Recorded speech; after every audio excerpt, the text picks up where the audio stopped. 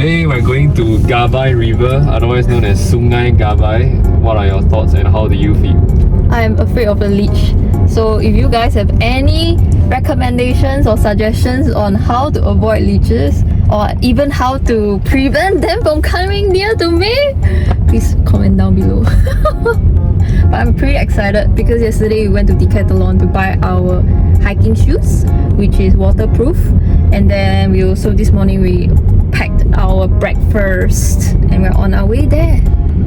So how long is the trip to the Gabai River? Your guess? It'll be 1 hour 12 minutes. Let me show you. So we are going all the way from Gamuda to an outskirt area of KL. So it's like Hulu Langat. Hulu Langat. Wow. Yep. Hey, what is this? Japanese garden wall. This is like what? Near Genting Highlands. Oh, okay. That was we went there before. In Genting Highlands, we went to the Japanese garden. Oh, really? Yeah. Okay, we should check it out. So obviously we are a little bit late to the day because by right we should reach there around 9:30, and just that right now 9:30 we're only on our way there. We only reached there at around 11. So I believe that we should be and will be eating lunch near the area. So we'll just take a look around there, the area, and see if there's any food.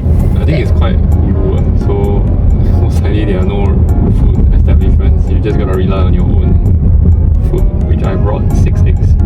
But that's your breakfast, right? Then after that you are going to look for somewhere to eat your lunch, right? Yeah. I know already. Come back home to eat. Oh man, I'm gonna try the Zhou Xingci restaurant though. It's recommended in Xiaohongshu.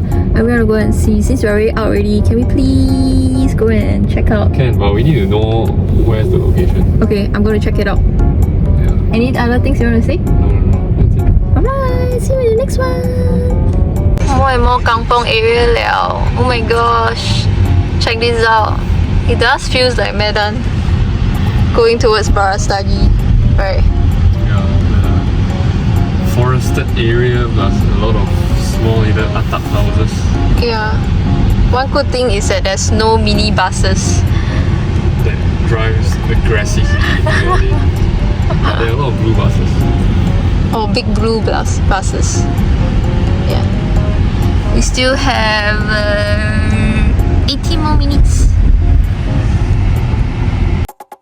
So at this point, the drive started to feel quite long. It felt almost like 1.5 hours, even though only about 45 minutes to 55 minutes have elapsed. And then here we are turning into a small little bridge that brings us a little bit closer to the river as we can start seeing the water source over there. Now, I think we are roughly about 2 kilometers away from the Sungai Gabai, which is Gabai River. In roughly 3 seconds, we are about to meet every driver's nightmare. And yes, you've guessed it. They are cyclists. You know, the kinds that stick at the shoulder of the road, almost trying to knock into you, and then you don't even know whether you're gonna knock into them, that kind of shit. So, as we continue going further up, we start seeing lesser and lesser vehicles, and it means that we are all alone.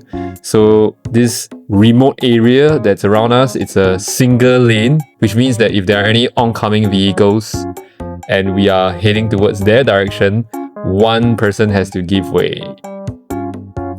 Luckily for us, we didn't meet any oncoming vehicles along the way, which means we have a good clearance to continue our road down to Sungai Gabai. As we start seeing this Aye Terjun Sungai Gabai sign, which points us that we are we are going towards the right direction, and Waze has indeed not failed us. Even though we didn't use Waze along the trip, we used Google Maps, which is still somewhat accurate. As you know, Tesla uses the Google Maps technology and is linked to the Google Maps API. So we are probably about 500 meters away and we are greeted by this guard dog, which kindly gave way to us because he knows that, you know, you can't go up against a car. So we continue driving a little bit further down, and as we start approaching what is known as a campsite. We were a little bit worried about whether we have any Malaysia ringgit cash hand because, as you know, we are very used to using Do It Now and Touch and Go e-wallet for a lot of things, so we don't really know whether we have cash to make payments. We have reached the counter area, so we're going to buy tickets later, and I hope that they accept non-cash payment because we didn't bring any cash. So we shall see. We actually have to park our car at the side of the roads, and then we are walking towards the counter area. As we started going towards the entrance, we see this sign that says campsite, and I'm like, bruh, I don't even want to camp here, I'm just here to visit for a day. So I was wondering whether this is the actual entrance or it's just a side quest, which is not really where we should be going towards if we want to enter the main attraction.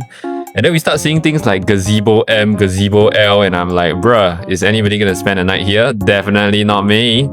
And then there's a little Do It Now QR code, and I started taking a peek inside to see if there's anyone manning the receptionist, and nope, it's a complete ghost town. There's no one manning the reception, and you know, as kiasu Singaporeans, what do? Bro, we don't pay. We just continue going further in to the entrance, even though there's a little barrier there which we tried to enter with the car, but unfortunately the car cannot cross because there's a barrier.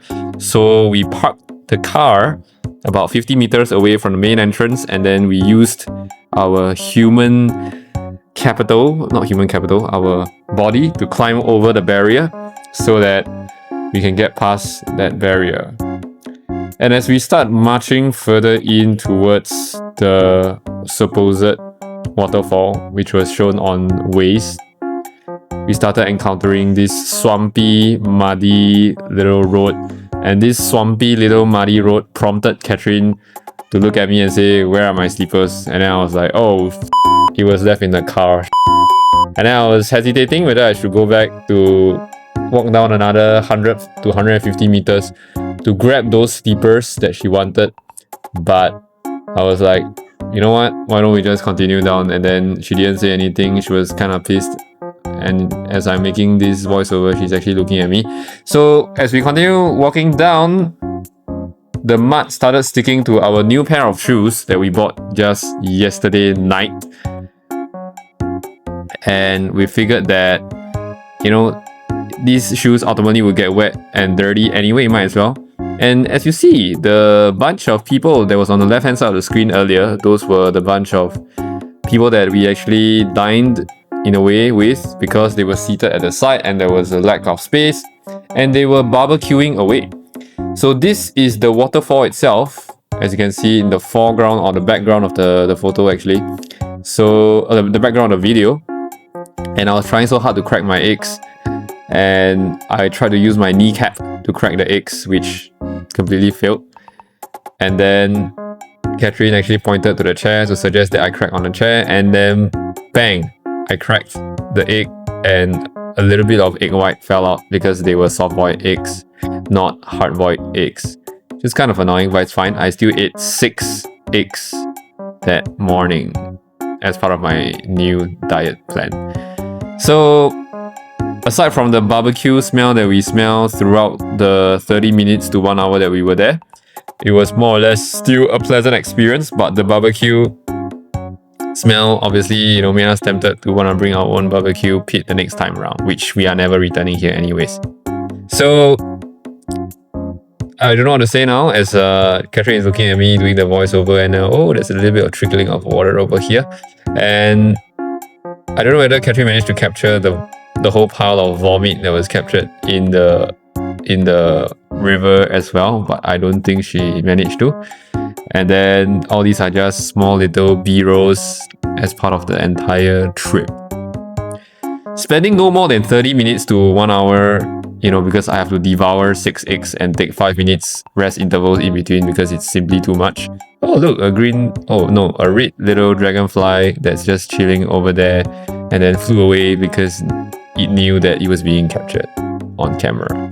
And then there's a little danger sign in the background that says Bahaya, you know, no diving. You know, as you can tell, if you dive here, you would knock your head and you would essentially die because It doesn't make sense. It's completely shallow.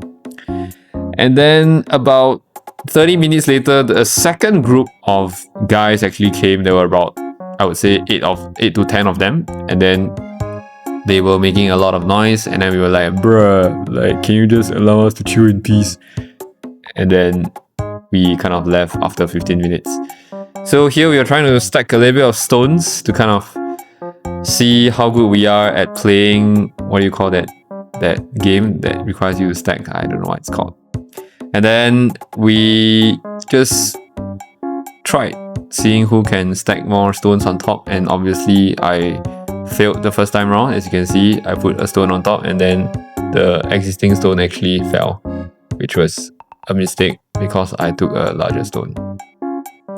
I tried again, and then you can see the stone actually managed to sit on top nicely. Voila! Voila!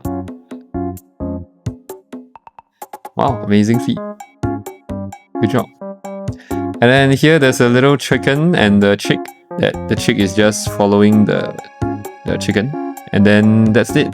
That's it. We spent our 30 minutes to 1 hour over at Sungai Gabai. Alright, so we're on our way back. We just went to Sungai Gabai. Is it Gabai? Gabai River. So we went to Gabai River earlier on. I think it's Chinese, we didn't know that Sungai actually means river. Oh right. That's why it's like river safari in Singapore. So I think it's a very beginner friendly kind of hike. It's not as clean as I thought it would be, but it was okay lah. So we managed to went down to feel the river water. It's very cooling, and if given a chance, maybe we might just soak in there for other rivers when we visit other kind of sungais in Malaysia. Yeah. So overall, I would say that it's a very beginner friendly kind of hike. If anyone of you want to try it out, you should. I wouldn't even say it's a hike because it's quite short. Yeah, it's a very short hike. That's why I say it's very beginner friendly. Yeah. Maybe it's like a baby kind of hike. Yeah, the baby kind of hike. So thanks for watching, and I'll see you next one.